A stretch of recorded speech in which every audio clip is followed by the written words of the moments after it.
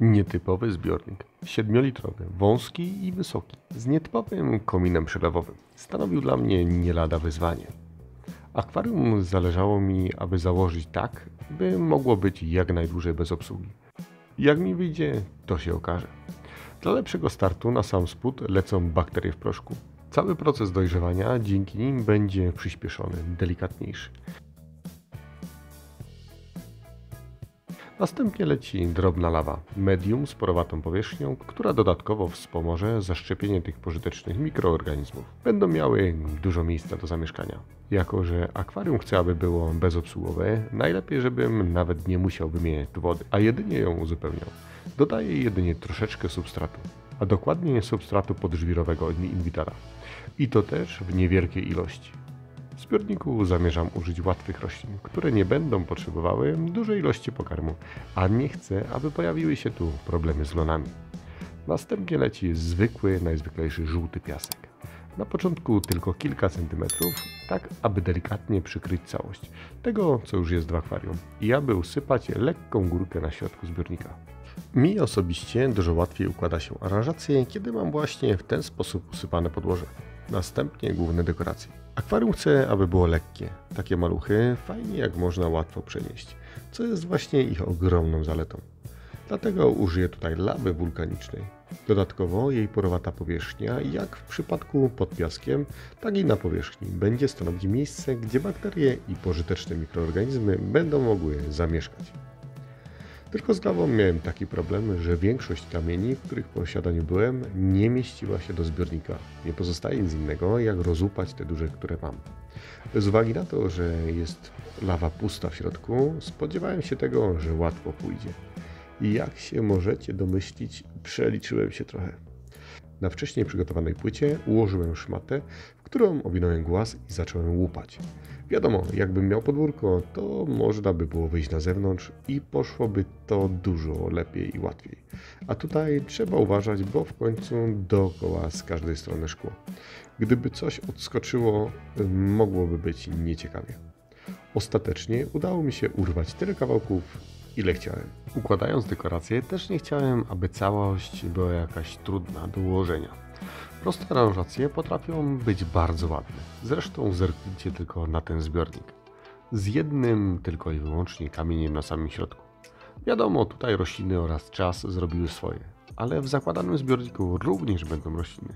Również będziemy coś sadzić. Założenie było takie, aby po obu stronach ułożyć duże głazy i na środku usypać jakąś ścieżkę zachodzącą w prawą stronę. Zależało mi, aby obsługa zbiornika w razie konieczności nie była utrudniona przez dekorację. Tak, aby kamienie nie umożliwiały wyjęcia filtra. A całość, żeby pozostała na swoim miejscu, postanowiłem pokleić. Delikatnie, tylko połapać w kilku miejscach. Nie trzeba tutaj zbyt dużo tego kleju. W tym celu używam chusteczek higienicznych jako spoiny i kleję całość kropelką, zwykły klej cyjanoakrylowy. Kropelka, inaczej mówiąc, tylko w takiej dużej tubie, bo trochę tego u mnie idzie. Osobiście lubię klej w konsystencji średnio gęstej. Troszeczkę dłużej schnie, ale mamy czas na ewentualne dopasowanie tych aranżacji. Dodatkowo możemy też pokleić rośliny i nie wydziela się z tego od razu ten dym taki w momencie, kiedy użyjemy zwykłego, rzadkiego kleju. Po prawej stronie za kamieniami pozostała dziura. Postanowiłem to zapchać tam jeszcze troszeczkę substratem.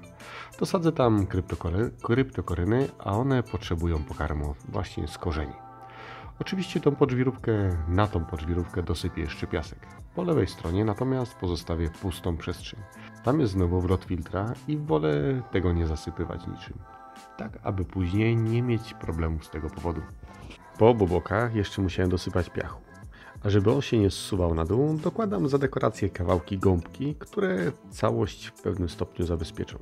Oczywiście nie obyło się bez upaćkania szyby klejem, ale na szczęście skrobak szybko rozwiązał ten problem. Mały zbiornik, a powiem Ci, że aż się spociłem. Do aranżacji postanowiłem dodać trochę korzeni, z którymi miałem mały problem, bo coś nie mogłem dopasować niczego, co by mi tutaj pasowało. Przydałyby się jakieś małe korzonki, a te z drewna, co miałem, nic jakoś mi nie pasowało. Ostatecznie dopasowałem kilka gałązek, ale nie były one takie, jak sobie wyobrażałem. Mogłoby być oczywiście lepiej. Na ścieżce, żeby było więcej detali, dodaję trochę pokruszonej lawy. Takie małe głazy, które oderwały się od skał w pobliżu. Wszystko się przyda. Jednak teraz jak patrzę montując ten materiał, sądzę, że dałem ich zdecydowanie za mało. Będę musiał jeszcze dołożyć tej drobnicy. Zresztą jak uważacie? Nie dodawałem korzeni dużo, trochę wystarczy. Akwarium chcę, aby było mocno zarośnięte, to niewielka ilość drewna w zupełności wystarczy. Przed dolaniem wody, żeby nie wzburzyć całości, na sam dół kładę gąbkę, na którą następnie będę lać właśnie wodę. Zobaczcie, że mimo zastosowanego tutaj bardzo drobnego piasku, od razu po zalaniu woda była krystalicznie czyściutka. Odpalmy filtr, sprawdźmy jak ta woda się tam przelewa z góry. I do filtracji dorzucę sobie takie kuleczki. Porowatą powierzchnię mają niby lepiej bakterie w nich się zadamawiają. Jak to jest naprawdę, to tego nie wiem.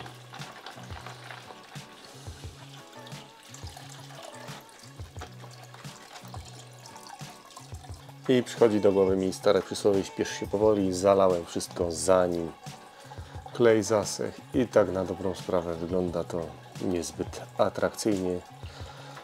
No trudno, człowiek całe życie się uczy. Zostawię, zobaczę jak mi to będzie mierzwić, no to będę miał motywację, żeby założyć tutaj nową aranżację. I zamierzam zasadzić tam Echinodorusa, Tenerusa, posadzimy go tu po bokach, kryptokorynkę tam z tyłu, no i sporo epifitów po to, żeby tutaj ładnie całość zarosła. Tutaj miałem gdzieś ładną sadzonkę Bolbitisa. No, widzę, że ten Bolbitis troszkę mu się urosło od ostatniego razu, kiedy go widziałem. No, chyba tego tam nie wcisnę. Ale może będzie jeszcze jakaś sadzonka. Mikrozorium też się przyda. Anubiasek, nie chcę anubiasa tutaj. Mikrozorium. No i sadzimy. Prostorośliny tak, aby nie trzeba było przy tym chodzić, ani dodawać światła. Wiecie, trochę tego prądu mnie idzie, więc trzeba starać się jak można odcinać dodatkowe waty. Cały zestaw nie pobiera dużo prądu. Filtr ma moc jakichś 4 W, a oświetlenie chyba 2. Sadzę tutaj Mikrozorium, Bolbitisa oraz Echinodorusa Tenerusa w tej najmniejszej odmianie, już nie pamiętam dokładnie jak ona była. Jeszcze później dodatkowo dosadziłem Bucephalandrę Brownie, bo jakoś mi tak najlepiej pasowała pod tym jednym korzonkiem. Całość gotowa. Dajcie znać, jak Wam się podoba. Czy jeszcze coś byście tutaj dosadzili? Co do mieszkańców, na razie zbiornik pozostanie pusty, a potem wrzucę tutaj jakieś krewetki.